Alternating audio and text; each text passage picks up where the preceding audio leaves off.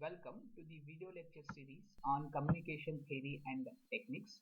In today's class, we will go through the sample and hold circuit operation.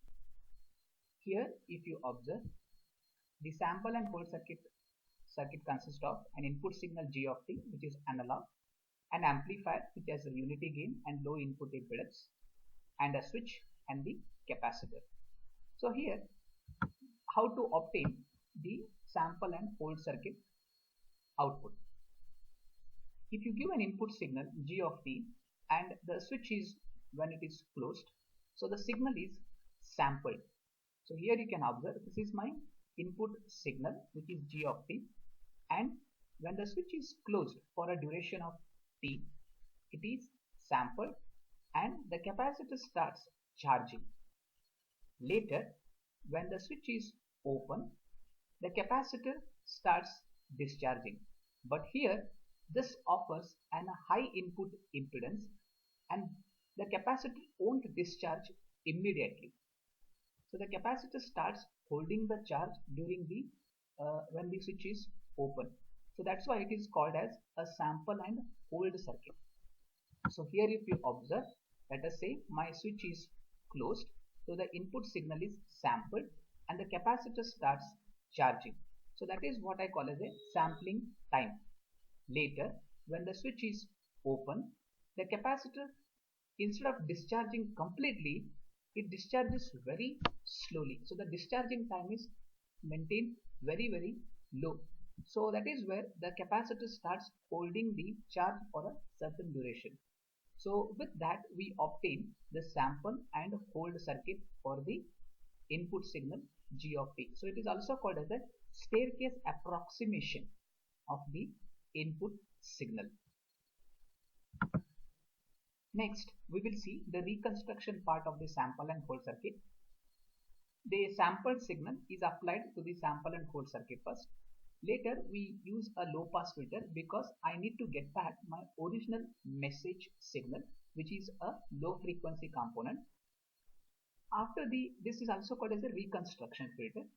After that, I have an equalizer, because here if you observe, the signal is sampled and then it is hold for a certain duration. So it means I am actually considering an flat top sampling condition over here. So there is going to be an amplitude variation. So using an equalizer, I need to recompensate the sampled and the hold signal value. So here if you observe, I am sampling the signal and I am holding it for a certain duration, but actually my input signal is continuously varying, but I have holded the signal. Similarly, here if you observe, I have sampled and I am holding it for a certain duration, but when I hold this signal, the actual input signal is continuously varying. So there is a small loss which is introduced. So I need to recompensate that using the equalizer at the receiver. So that is what is done over here. In the equalizer, you can make use of op-amp circuits, operational amplifier circuits here, so that you will get back the original message signal. Now let us see quickly a few of the equations. So here my u of t is the sampled signal, which is g of nts h of t minus nts, and if you express in the frequency domain representation, it is fs, g of f minus nfs into h of f. H of f is already known to us, which is ps sinc n fst into e to the power minus j pi f ps. The same kind of equation we have already seen in the natural sampling and in the flat top sampling. So this is not a different equation from the previous concept. So natural sampling, flat top sampling, sample and hold circuit, and pulse amplitude modulation, they almost are the similar types of concepts. In the natural sampling, the amplitude is varying, but we are making use of a train of pulses. In the flat top sampling, we are making use of a train of pulses, but still we are keeping the amplitude, the peak amplitude as flat. That's the only difference. So here in the flat top sampling, we are sampling and we are holding it for a certain duration. So this is all about the sample and hold circuit. Next concept we will go through is another sampling type, which is a quadrature sampling of bandpass signal. It is also called as a bandpass sampling. So far what we have gone through is the band limited signal we have considered as a message signal, and we sampled it. In this process we will go through a bandpass sampling. So what is bandpass sampling first? Here if you observe, this is my original message signal which has a center frequency 0. So this is what I call as a band limited signal.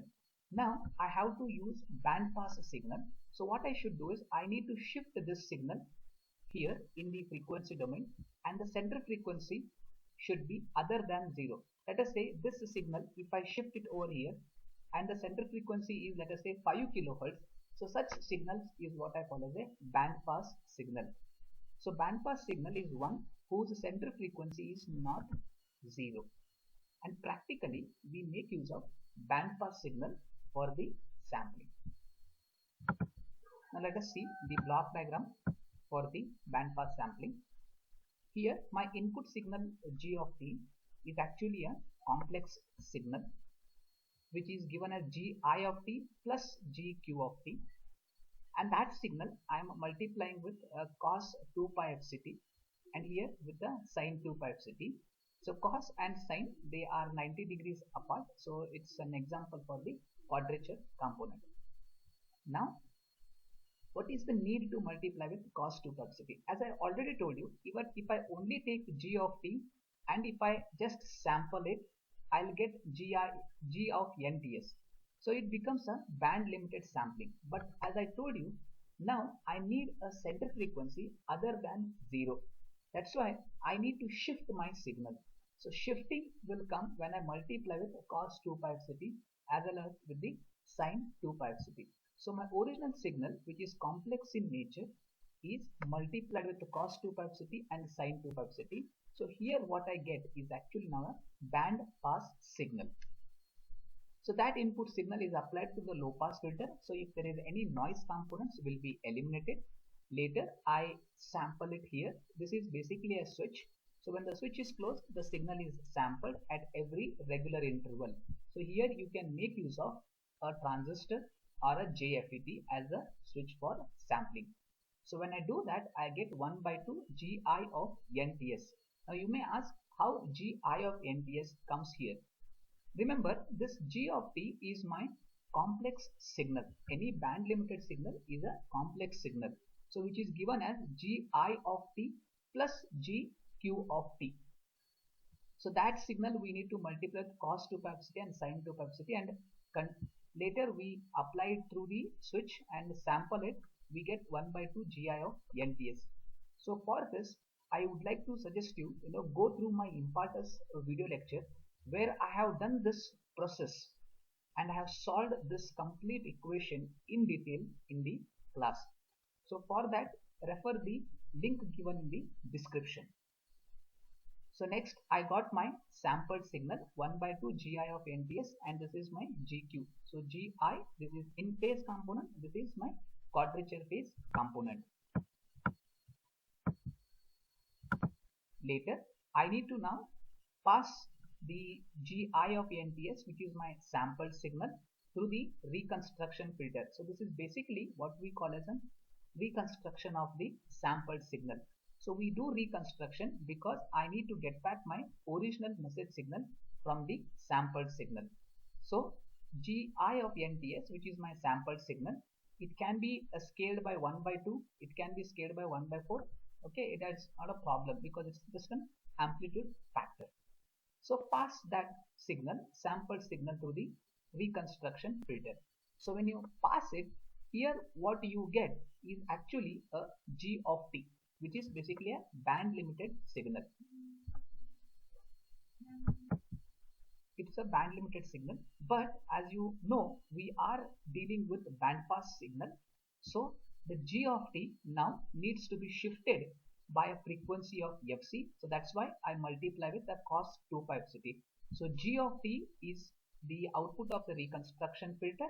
That signal needs to be shifted by fc. Similarly, at the other end side, gq of nts pass it to reconstruction filter. Here I'll get a band limited signal, and that band limited signal needs to be shifted by FC. So I will be able to get my original G of t, which is a band pass signal. So this is the expression for the band pass signal G of t, which is Gi of t cos 2 pi fct minus Gq of t sin 2 pi fct. So Gi of t and Gq you will get because my original G of t is a complex signal. Okay, so that is Gi of t plus Gq of t, that you need to shift by multiplying with cos and sin, and that's how you will get the components. Again, I am requesting you to go through my Impartus video lecture where I have done these derivation and these steps in detail. So let us see the frequency domain representation. This is how I represent my bandpass signal. As I told you, if the signal is over here, which is having center frequency 0, it is band limited. So I am shifting that signal by a frequency fc. So this is my bandpass signal. This is my sampled signal. Okay. And later, if I have to get back my original message signal, so I will pass it through the filter and I'll try to get my band limited signal. So here you can see a spectrum of band pass signal G of t, spectrum of low pass phase component Gi of t, and quadrature component Gq of t. So in the exam, if they ask you explain quadrature sampling, so you are expected to draw the generation circuit diagram and the reconstruction circuit diagram and draw this spectrum representing the band pass signal and the low frequency component of it.